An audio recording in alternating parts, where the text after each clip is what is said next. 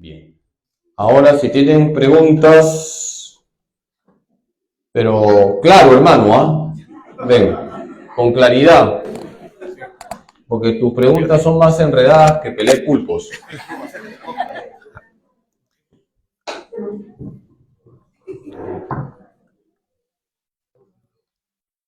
Padre, buenas noches.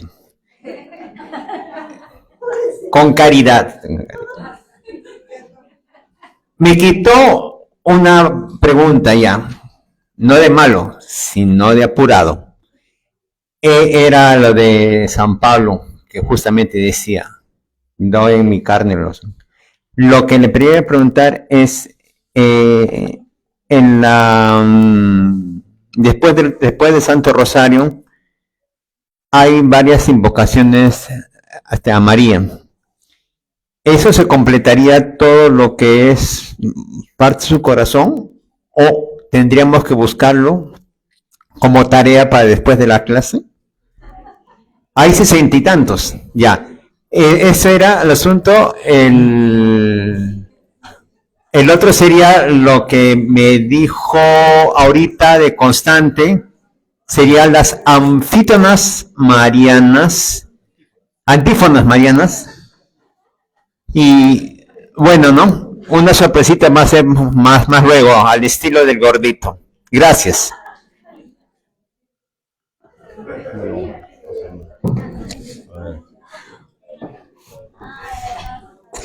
Bueno, voy a tratar de traducirte, hermano, porque no me ha quedado tan clara tu pregunta, pero bueno, si te refieres a las letanías que se rezan en el Santo Rosario, esas letanías son preciosas y el rosario completo incluye las letanías, donde además entramos en comunión con toda la historia de la devoción mariana, porque esas letanías tienen su historia y han sido recitadas por muchos santos. Así que cuando recemos las letanías a la Virgen, tomemos conciencia que esas letanías han sido recitadas por muchos santos y entramos en una historia de santidad, ¿ya? Así que en la medida de nuestras posibilidades, a veces el tiempo puede ser corto, no obviemos las letanías a la Santísima Virgen María. Hay un video de un exorcista, no quiero asustarles, ¿no?, donde el demonio le dice al exorcista que cada letanía es como un latigazo que recibe, ¿no? Y por eso cuando el exorcista comienza a rezar el rosario y luego comienza a decir las letanías, se escuchan los aullidos de Satanás. O sea, cada letanía es como que le está sacando la mugre al diablo, ¿no? Porque el diablo no quiere escuchar reina de los ángeles, reina de los patriarcas, reina de los apóstoles, o sea, se pone rabioso. El diablo se pone rabioso cuando mencionas a la Virgen, porque la Virgen ha pisado su cabeza, ¿ya? Arreglé tu pregunta, hermano. Ya, una tipejita, cálmate. ¿Ah? A ver, ahorita tú vas a subir, pero tranquila. Sí. No, ya, vas a salir. Hoy tú vas a salir. Ya. ¿Qué tal, padre? Buenas noches.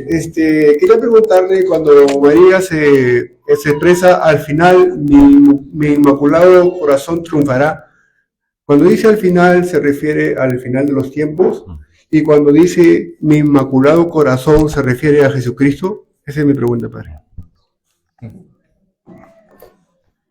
A ver, cuando dice al final, sí, efectivamente se refiere a los últimos tiempos, pero cuando se refiere al Inmaculado Corazón, se refiere a su corazón, ¿ya? Entonces, vamos a ver, cuando nosotros leemos la Biblia y nos centramos en los pasajes que hablan del fin del mundo, por ejemplo, lean segunda de Tesalonicenses capítulo 2, ahí San Pablo dice que antes de que Jesús venga por segunda vez, se va a desatar el mal. Así dice San Pablo, ¿no? Se va a desatar el mal. Y dice San Pablo que el hombre impío se va a sentar en el trono de Dios. O sea, imagínense ustedes cómo se va a desatar tanto la maldad que hasta en lo más sagrado va a entrar Satanás. Eso está en segunda de Tesalonicenses capítulo 2. Pero también dice San Pablo en segunda de Tesalonicenses capítulo 2 que Jesús vendrá ahí, con el soplo de su boca vencerá al maligno. Y todos sabemos que la Virgen ha pisado la cabeza de la serpiente infernal. Entonces, y lo decía San Luis María de Montfort, la primera vez que vino El Salvador vino por María, y la segunda vez que venga será también por María. Lo decía San Luis María de Montfort. Cuando la Virgen dice al final, mi Inmaculado Corazón triunfará, está diciendo que a través de ella se dará el triunfo definitivo de Cristo. Porque el verdadero devoto de María refleja a Cristo. Y el verdadero devoto de María recibirá con gozo, alegría, la venida del Señor. Que le tengan miedo al Señor aquellos que viven a espaldas de Dios. Nosotros no tenemos miedo cuando escuchamos fin del mundo. No, porque estamos con la Virgen, y estando con la Virgen estamos con Jesús. ¿Ya? Bien. Sí.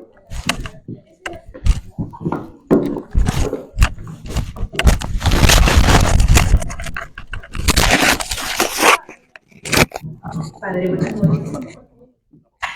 Padre, buenas noches. Quisiera saber qué tan cierto es lo que he escuchado muchas veces en diferentes comentarios, que dentro de las oraciones marianas se recomienda rezar el Ave María en latín, porque el Ave María en latín, según entiendo, el latín es el idioma que es más fuerte, es más, mucho más que el español. Entonces, quisiera saber en qué medida eso es recomendable o no es recomendable. Y la segunda pregunta es en cuanto a la parte que usted dijo de votos exteriores, si usted podría poner de repente ejemplos un poquito más claros, no tan exagerados como los de la gente que, bueno, que no está en la medida, ¿no?, de lo correcto.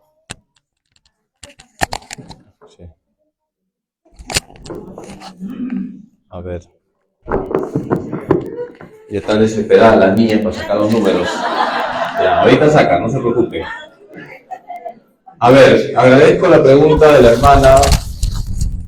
Número 1, efectivamente, el Padre Amor, me parece que fue el exorcista, creo que el exorcista más popular de los últimos tiempos, más conocido, hablaba de la importancia del latín, por ejemplo, para las oraciones de exorcismo, y también para las oraciones de la Iglesia, porque es la lengua oficial de la Iglesia y es la lengua con la que han rezado los grandes santos, ¿no? San Agustín, San Ambrosio, San Ignacio de Loyola, Santa Teresa de Jesús. Antiguamente, pues, todo era en latín. Entonces, al ser la lengua oficial de la Iglesia, eso le da un poder mayor a cualquier lengua vernácula.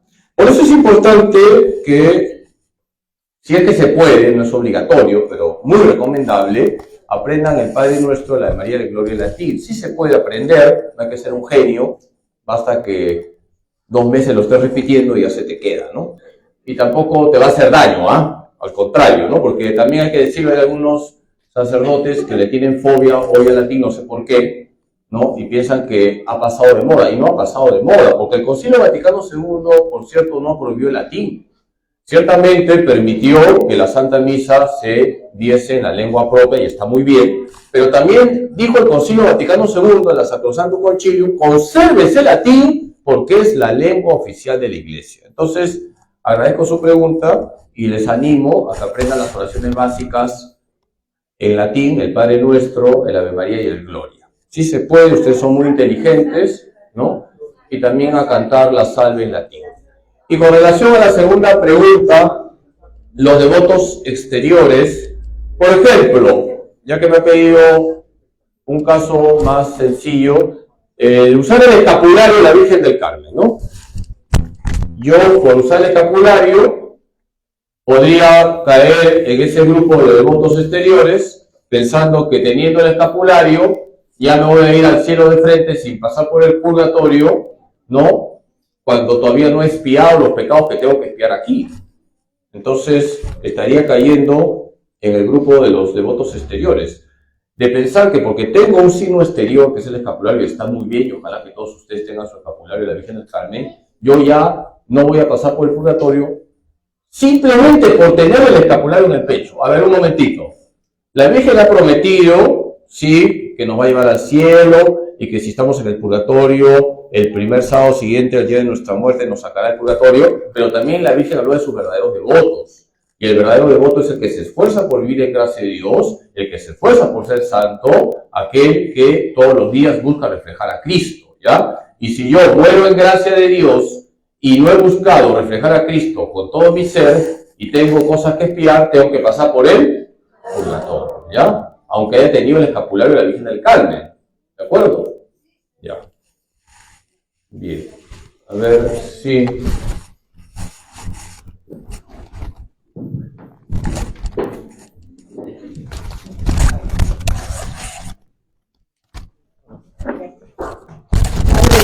Hablaba del bautismo, usted nos mencionaba de que había que cumplir las exigencias de este mismo, pero y si no, no podíamos,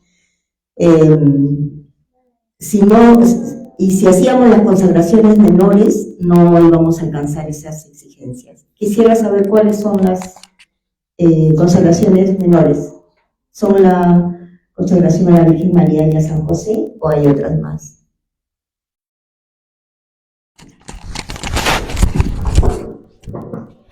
A ver, lo que yo dije fue que hay una consagración con mayúsculas y lo he remarcado bastante, es la consagración bautismal. Y que a partir de esa consagración, que es la base de todo, vienen las consagraciones menores. Por ejemplo, esta es una consagración menor, consagrarse al Sagrado Corazón de Jesús por medio del Inmaculado Corazón de María, la consagración a San José, etc. Todo ello implica consagración menor porque el fundamento y la base es siempre la consagración bautismal, ¿ya? Entonces, esta es una consagración menor, lo cual no significa que es de poca importancia, no, pero hay que colocar las cosas en su debido orden. Ya ustedes están consagrados desde el día de su bautismo. Bien. ¿Otra pregunta? Sí.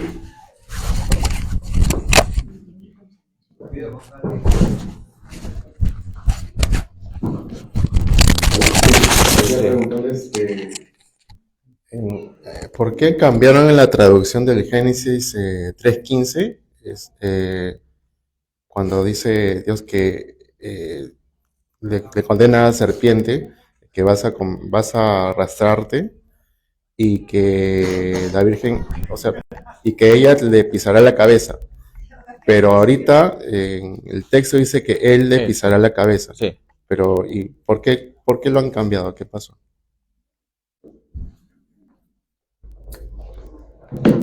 A ver, el texto original, Génesis 3:15, es Él te pisará la cabeza. Él se refiere a Jesucristo, ¿no? Es un texto cristológico y por ser cristológico es mariológico. Entonces, la Iglesia, al interpretar ese texto, Génesis 3:15, señalando Él, porque efectivamente dice Él, señala que ese Él se conecta con lo que Dios habla con relación a la mujer, porque si tú lees todo el texto completo, aparece la mujer. ¿Y esa mujer quién es? Esa mujer que es enemiga del diablo, María. Entonces no hay ningún problema en interpretar ese texto también como ella le pisará la cabeza en la medida que ella, María, está unida a él, Cristo. Por eso la interpretación de ella también es correcta, aunque el texto original es él, ¿ya?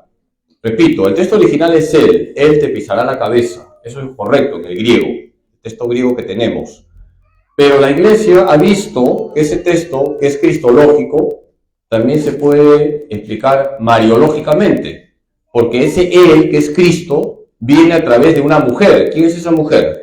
María. Entonces, si María trae a Cristo y en María no hay pecado, ella también le pisa la cabeza a la serpiente infernal. ¿Ya? Así se interpretó siempre ese texto, ya desde San Jerónimo, que fue el que hace la traducción. ¿Ya? Bien. Ya la última pregunta, a ver, porque la niña está desesperada. Sí. Por acá. Pásale.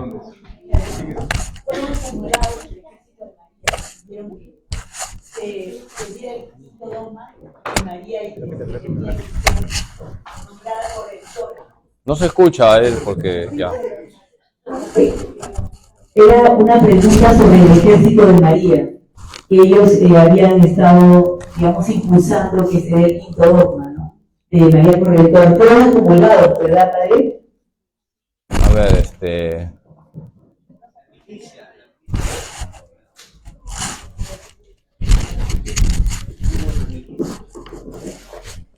No, lo que pasa es lo siguiente, y en parte ya lo he explicado. La iglesia no puede definir dogmas cuando las palabras son ambiguas. Un dogma tiene que ser claro. Si se define una verdad, tiene que ser muy clara para que todos entiendan el sentido del dogma. Por ejemplo, María es inmaculada, está clarísimo. Inmácula, mácula es mancha, inmácula, sin mancha. María fue concebida sin pecado original, no tiene ella ningún tipo de pecado, no tiene la concupiscencia, no tiene la inclinación al pecado. María asunta al cielo, está clarísimo. María fue elevada al cielo en cuerpo y alma, está al lado de Cristo glorioso, María está glorificada con todo su ser.